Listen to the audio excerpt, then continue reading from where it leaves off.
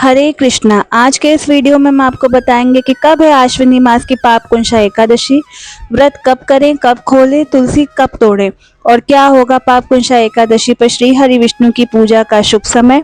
यह सब जानना चाहते हैं तो वीडियो अंत तक जरूर देखें। पापकुंशा एकादशी को साल की सबसे विशेष एकादशियों में से एक माना जाता है, क्योंकि इस एकादशी पर व्रत करने से 84 लाख योनियों में से आपसे किए गए जितने भी पाप हैं उन्हें आपको इस जन्म में भोगना नहीं पड़ता। आपको उन पापों से, उन पापों के कारण आपको इस जन्म में जो कष्ट, दुख, दरिद्रता मिल रही है वह सभी समाप्त हो जाती है। आपके सभी पापों पर अंकुश लग जाता है। इसलिए इस एकादशी को पाप नाशक या पापकुंशा एकादशी के नाम से जाना जाता है।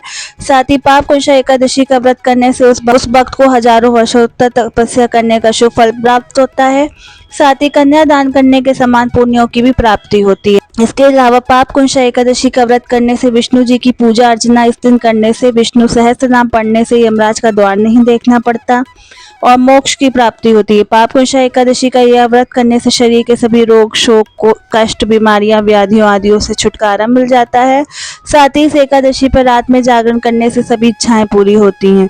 घर में सुख समृद्धि का वास होता है। मनुष्य को जीवन के अंत के बाद विष्णु लोक की प्राप्ति होती है। इस बार पापकुंशा एकादशी की तिथि का प्रारंभ 2 अक्टूबर 2025 गुरुवार को शाम 7:11 से हो रहा है और यह एकादशी की तिथि समाप्त होगी 3 अक्टूबर 2025 शुक्रवार की शाम को 6:32 तक। इसलिए उदया तिथि के अनुसार इस बार पापकुंशा एकादशी का व्रत 3 अक्टूबर 2025 शुक्रवार के दिन रखा जाएगा। 3 अक्टूबर 2025 शुक्रवार को पापकुंशा एकादशी के दिन ब्रह्म मुहूर्त सुबह 4:47 से सुबह 5:35 तक रहेगा। सूर्योदय सुबह 6:23 पे होगा। सूर्यास्त शाम 6:08 पे होगा। एकादशी की प्रातः काल की पूजा का मुहूर्त सुबह 9:34 तक रहेगा और बाद में रिद्धि योग रात 9:34 तक रहेगा। पापकुंशा एकादशी पर राहु काल सुबह 10:30 बजे से दोपहर 12 बजे तक रहेगा और भद्रकाल सुबह 6:57 से शाम 6:32 तक रहेगा। इस भद्रकाल में आपको एकादशी की पूजा पाठ करने से बचना चाहिए। पापकुंशा एकादशी के बाद चलने वाला हरिवासर का समय भी समाप्त होगा 3 अक्टूबर 2025 शुक्रवार को रात 12 बजे तक। पापकुंशा एकादशी के बाद द्वादशी की तिथि प्रारंभ होगी 3 अक्टूबर 2025 शुक्रवार को शाम 6:33 से और यह द्वादशी की तिथि समाप्त होगी 4 अक्टूबर 2025 शनिवार को शाम 5:09 तक। 4 अक्टूबर को द्वादशी के दिन सूर्योदय सुबह 6:23 पर होगा। सूर्यास्त शाम 6:07 पर होगा। ब्रह्म मुहूर्त सुबह 4:45 से सुबह 5:35 तक रहेगा। द्वादशी की प्रातः काल की पूजा के लिए शुभ अमृत काल सुबह 11:55 से दोपहर 1:43 तक रहेगा और इस दिन अभिजीत मुहूर्त सुबह 11:51 से दोपहर 12:38 तक रहेगा और द्वादशी पर राहु काल सुबह 9 बजे से सुबह 10:30 बजे तक रहने वाला है। आइए अब जानते हैं कि पापकुंशा एकादशी व्रत के पारण का यानी पापकुंशा एकादशी व्रत खोलने का सही समय और मुहूर्त।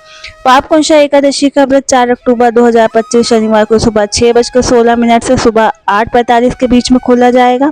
आइए अब जानते हैं पापकुंशा एकादशी व्रत की पूरी पूजा विधि। पापकुंशा एकादशी व्रत का पूजन करने के लिए सुबह जल्दी उठकर स्नान करके साफ सुथरे वस्त्र धारण करें। हो सके तो पीले वस्त्र पहने, काले कपड़े बिल्कुल न पहने। इसके बाद भगवान विष्णु के सामने पापकुंशा एकादशी व्रत करने का संकल्प लें। फिर एक चौकी पर भगवान विष्णु की मूर्ति या चित्र को स्थापित करें।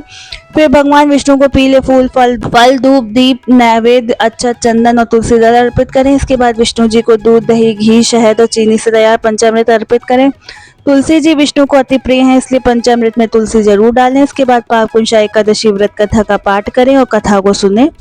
फिर अंत में आरती करके भोग लगाएं और सब में प्रसाद बांटें। हो सके तो इस दिन निर्जला व्रत करें, पर अगर ऐसा करना आपके लिए संभव ना हो तो आप एक समय जल या फल खाकर भी आप पापकुंशा एकादशी का व्रत कर सकते हैं। पापकुंशा एकादशी पर पूरे दिन हरे कृष्ण महामंत्र का जाप करें। विष्णु सहस्त्र नाम अवश्य पढ़ें। भगवत गीता का कम से कम एक अध्याय अवश्य पढ़ने का प्रयास करें।